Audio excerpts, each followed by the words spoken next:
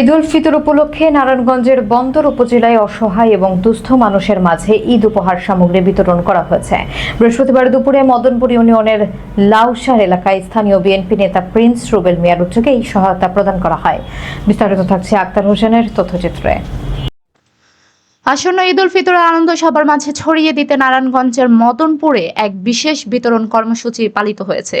বৃহস্পতিবার বাদ জোহর মদনপুর ইউনিয়নের ৬ নম্বর ওয়ার্ডের লাউসার এলাকায় শতাধিক অসহায় পরিবারের মাঝে ঈদ সামগ্রী তুলে দেন মদনপুর ইউনিয়ন বিএনপির যুগ্ম সাধারণ সম্পাদক প্রিন্স রুবেল মিয়া।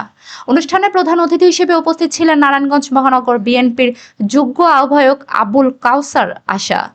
বিতরণ অনুষ্ঠানে মদনপুর ইউনিয়নের ভারপ্রাপ্ত চেয়ারম্যান আব্দুল মতিন, বন্দর উপজেলা বিএনপির সাবেক সদস্য আমানুল্লাহ আমান এবং মদনপুর ইউনিয়ন বিএনপির সাধারণ সম্পাদক ওহিদ ভুইয়া সহ স্থানীয় অঙ্গ সংগঠনের শীর্ষ নেতৃবৃন্দ উপস্থিত ছিলেন।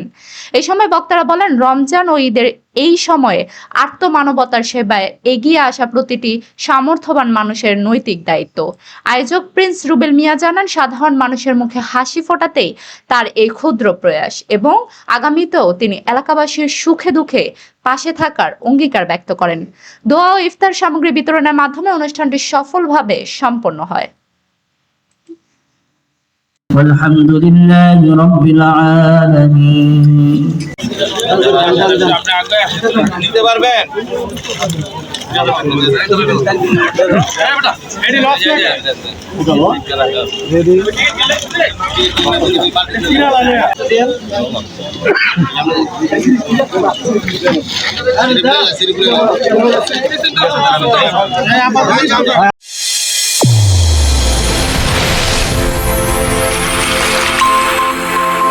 চ্যানেল A1 হৃদয়ের স্পন্দন।